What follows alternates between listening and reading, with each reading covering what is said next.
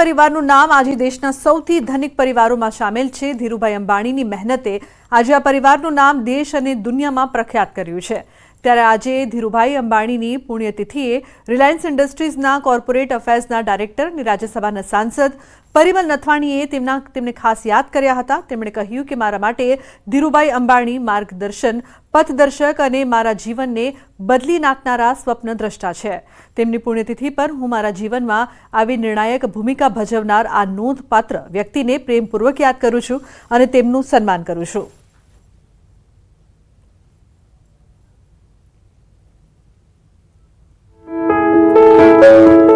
ધીરુભાઈ મારા ટીચર,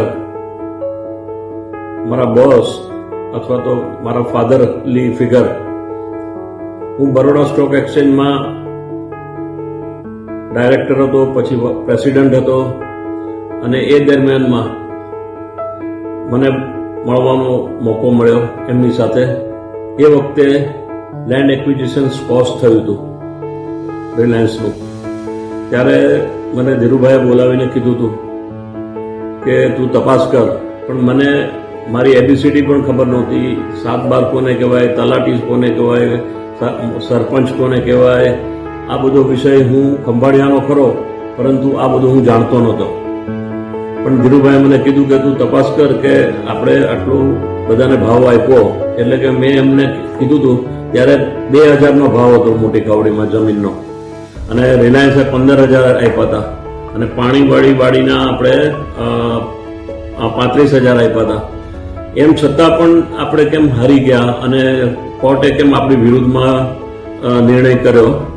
પણ એ દરમિયાન મેં પછી ધીરુભાઈને વાત કરી હતી કે આમાં જે ગામના અમુક લોકો છે જે કોર્પોરેટ સાઈડથી હોય છે, જે બીજા લોકો જે રિલાયન્સની વિરુદ્ધના લોકો છે, એનો કબજો લીધો હતો ગામડાવાળાને અને ખેડૂતોને, અને એ લોકોને મિસગાઈડ કર્યા હતા। મારા મિત્ર શેખર માધવાણી ને ત્યાં ઓફિસમાં બેસી મેં કામ શરૂ કર્યું હતું, એટલા માટે કે મને આ બધું ખબર નહોતું આજુબાજુનું। એટલે શેખરભાઈ બધા તલાટી, સરપંચ, મામલતદાર અને ગામના લોકોને બોલાવી અને મિટિંગ કરાવી હતી, અને પછી દરેક ગામોમાં જઈ અને મેં આ બધી જગ્યાનું સંપાદનનું કામ મેં ચાલુ કર્યું હતું।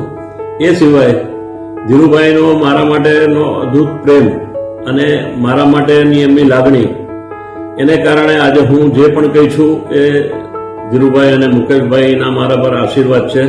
હું કહી નહોતો તો આજે કહી છું એ ધીરુભાઈ અને મુકેશભાઈને કારણે છું। બનાસકાંઠાના વડગામ તાલુકાના મોરિયા ગામેથી રદ કરાયેલી જૂની ચલણી નોટો સાથે ક્રાઇમ બ્રાન્ચે 2 શખ્સોની ધરપકડ કરી છે।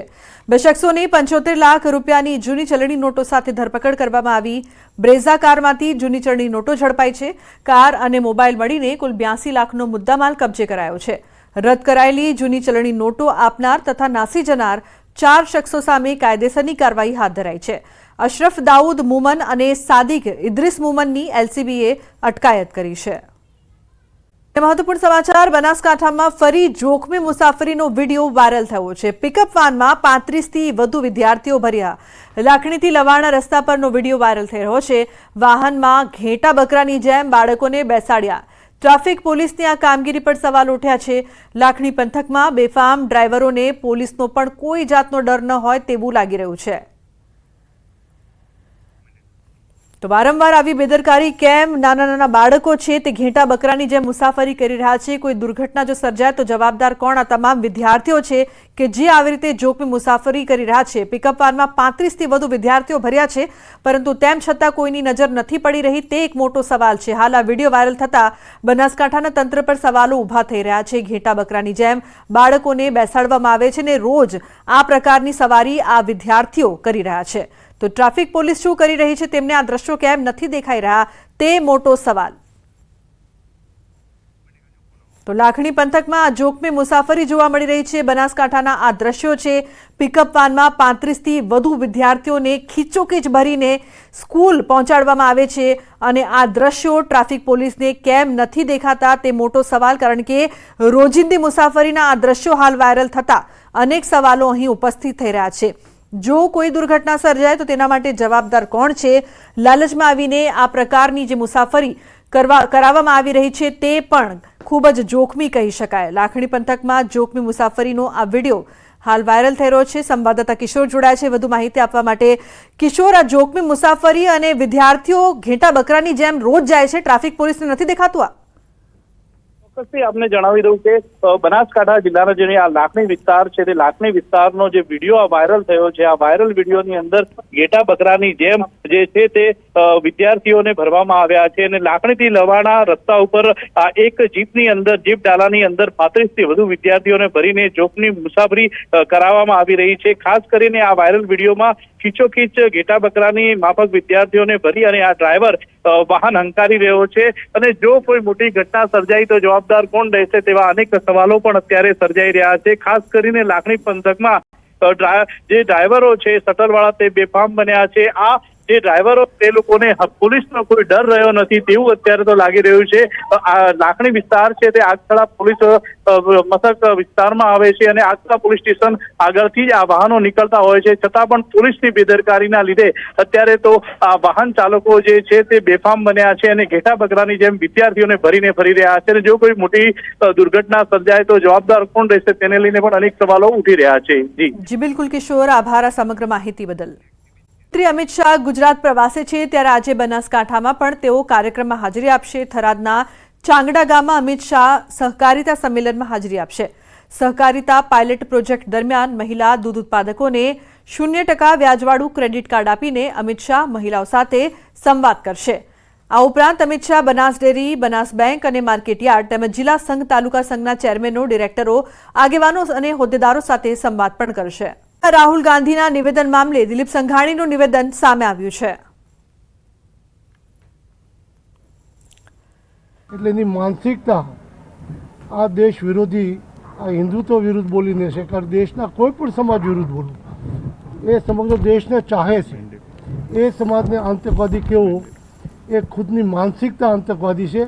એનો માનસિકતા આતંકવાદીનો હુમલો હિન્દુત્વ ઉપર કર્યો છે, એને સમાજ ક્યારેય સ્વીકારશે નહીં.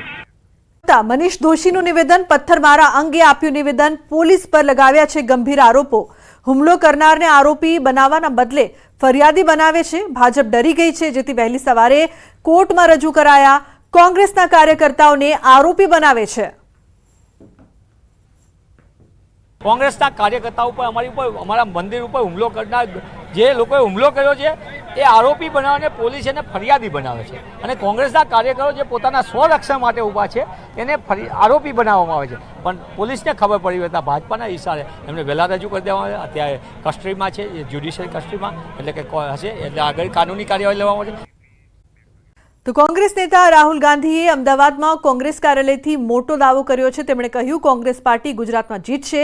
આ સાથે તેમણે મહાત્મા ગાંધીને યાદ કરતા કહ્યું, મહાત્મા ગાંધીએ કહ્યું હતું ડરો મત, ડરાવો મત. એટલે કોંગ્રેસનું નિશાન પંજો છે, પંજો એટલે ડરો મત. વધુમાં તેમણે કોંગ્રેસ કાર્યાલય પર કરેલા પથ્થરમારા અંગે કહ્યું કે કોંગ્રેસની ઓફિસે જે રીતે તોડવામાં આવી છે એવી જ રીતે સરકાર તોડીશું અને કોંગ્રેસ ગુજરાતમાં જીતશે. मैं आपको बता रहा हूं, कांग्रेस पार्टी गुजरात में जीतेगी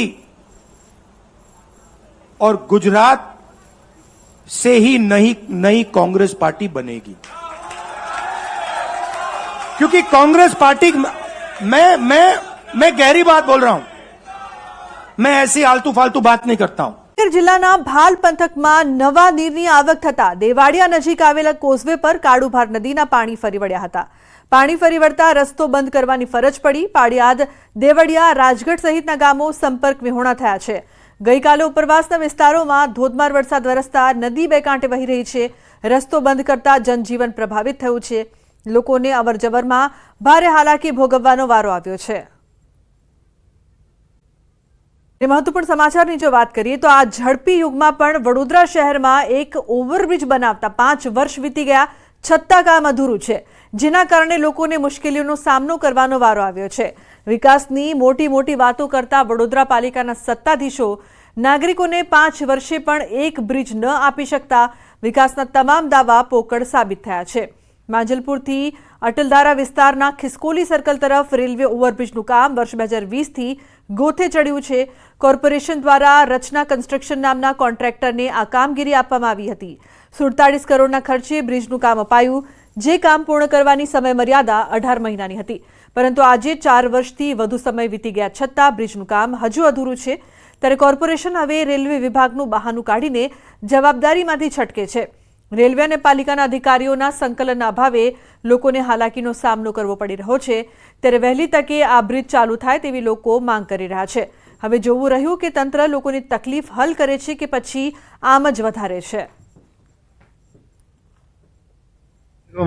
કોન્ટ્રાક્ટરની બેદરકારીને લીધે એકચ્યુઅલી 4 વર્ષ પહેલા એનું ખાતમુહૂર્ત કરવામાં આવેલું, તો આ પછી આ 3 વર્ષ પહેલા મેયરશ્રીને રજૂઆત કરી, તો મેયરશ્રી પોતે જાતે આ રેલવેનું કામ ચાલુ કરાવડાયું, અને ત્યાં પછી બી રેલવેના કોન્ટ્રાક્ટરે હજુ બી કામ પૂરું નહીં કર્યું, અને આજે વર્ષ થવા આવ્યું। મેયર સાહેબ તો 6 મહિના પછી બીજા મેયર સાહેબ આવી જાય, પણ તો હજુ આ ચાલુ નહીં કર્યું। દરબાર ચોકડી આગળ જે અત્યારે બ્રિજ બને છે એમાં બી ખૂબ મોટા વિલંબ થયા છે। કોર્પોરેશન અને રેલવે વચ્ચે, ડિપાર્ટમેન્ટ વચ્ચે કોર્ડિનેશન નથી, ડિઝાઇન્સ એપ્રુવલના ઇશ્યુઝ આવે છે, પણ આ તમામ વસ્તુ સોર્ટ આઉટ કરીને ગ્રાઉન્ડ પર કામ શરૂ કરવું જોઈએ એવું અમે સ્પષ્ટ માનીએ છીએ। મહત્વપૂર્ણ સમાચાર, નવસારીમાં વરસાદના કારણે રોડ, રસ્તા તેમજ હાઈવે પર મસમોટા ખાડા પડી ગયા છે। નેશનલ હાઈવે 48 પર ખાડાના કારણે ટ્રાફિક જામના દ્રશ્યો જોવા મળ્યા હતા। લગભગ 1 કિલોમીટર સુધી ટ્રાફિક જામ સર્જાયો હતો, તો મસમોટા ખાડા પડતા વાહન ચાલકોને ભારે હાલાકી પડી રહી છે। રસ્તા પર ગાડીઓ બંધ પડી રહી છે, વાહનોને નુકસાન થઈ રહ્યું છે। ઊન ગામ પાસે ટ્રાફિક જામ થતાં ગ્રામ્ય પોલીસ અને NHAIની ટીમ કામે લાગી છે। ટોલ ભરવા છતાં વાહન ચાલકો મુશ્કેલીઓનો સામનો કરી રહ્યા છે। હાઈવે ઓથોરિટીની કામગીરી નિષ્ફળ દેખાઈ રહી છે, તો વાહન ચાલકોમાં ભારે રોષ જોવા મળી રહ્યો છે।